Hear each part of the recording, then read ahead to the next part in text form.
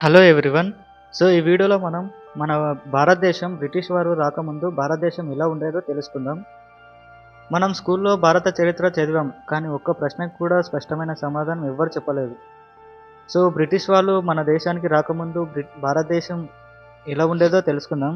నిజంగా భారతదేశం పేదరిక దేశమా? లేదా తర్వాత పేదరికంగా మారిందా? ఈ వీడియోలో నేను మీకు సింపుల్గా వివరిస్తాను.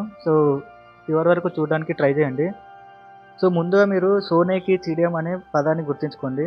సోనేకి చిడియం అంటే బ్రిటిష్ వారు మన దేశానికి రాకముందు ఇండియాను సోనేకి చిడియం అని పిలిచేవారు. దీనికి అర్థం ఏంటంటే ప్రతి మనిషి ధనవంతుడు కాకపోయినా ఇండియా ఒక సంపన్న దేశం అని అర్థం. భారతదేశంలో పత్తి, పట్టు, మసాలాలు, ఉక్కు ఇవన్నీ ప్రపంచం అంతా ఎగుమతి అయ్యేవి. అందుకే రోమ్, చైనా, అరేబియా, యూరప్ నుంచి వ్యాపారులు భారతదేశానికి వచ్చేవారు. తర్వాత బ్రిటిష్ వారు ఇండియాలోకి రాకముందు ఇండియాలో రాజ్యాలు ఎలా ఉండేవో చూద్దాం. బ్రిటిష్ వారు ఇండియాలోకి రాకముందు ఇండియా ఒక దేశంగా లేదు, కానీ చాలా శక్తివంతమైన రాజ్యాలు ఉన్నాయి. ఉదాహరణకి మౌర్య సామ్రాజ్యం, గుప్త సామ్రాజ్యం, చోళ సామ్రాజ్యం, అలాగే విజయనగర సామ్రాజ్యం. ఈ రాజ్యాలకు సైన్యం ఉండేది, అలాగే పన్నుల వ్యవస్థ కూడా ఉండేది. నగరాలు మంచిగా అభివృద్ధి చెందాయి. దీనిని బట్టి మీరు అర్థం చేసుకోవచ్చు భారతదేశం ఏం వెనుకబడిన దేశం కాదు అని, అలాగే పేదరికం దేశం కూడా కాదు. ఇప్పుడు స్టడీ మరియు టెక్నాలజీ గురించి చూసుకుంటే బ్రిటిష్ వారు రాకముందు ఇండియాలో నలంద, తక్షశిల లాంటి విద్యా కేంద్రాలు ఉన్నాయి. విదేశాల నుంచి విద్యార్థులు ఇండియాలోకి వచ్చి చదువుకునేవారు. గణితం, వైద్యం, తత్వశాస్త్రం ఇక్కడే అభివృద్ధి చెందాయి. మీరే చెప్పండి, ఇండియా ఒక పేదరిక దేశమా లేదా ధనిక దేశమా అని? ఇక్కడ ఒక పెద్ద అబద్ధం ఏమిటంటే బ్రిటిష్ వారు ఇండియాలోకి రాకముందు ఇండియా ఒక పూర్ కంట్రీ అని.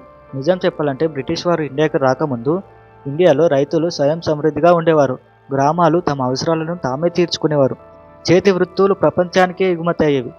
అందుకే బ్రిటిష్ వాళ్ళు ఇండియాకు వచ్చారని కూడా చెప్పవచ్చు. ఇక్కడ మీకు ఒక డౌట్ వచ్చి ఉండవచ్చు, అదేంటంటే బ్రిటిష్ వాళ్ళు ఇండియాలోకి ఎలా వచ్చారు అని. బ్రిటిష్ వాళ్ళు ఇండియాలోకి ఎలా వచ్చారంటే మొదట వాళ్ళు రాజులుగా రాలేదు, వ్యాపారులుగా వచ్చారు.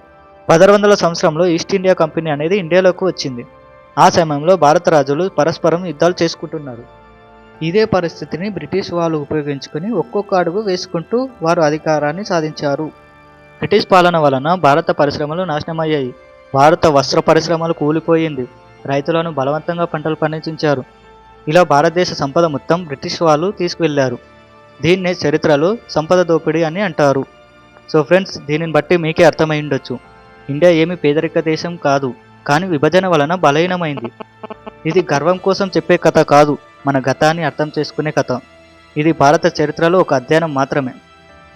ఫ్రెండ్స్, ఈ వీడియో మీకు నచ్చినట్లయితే ఒక లైక్ చేయండి.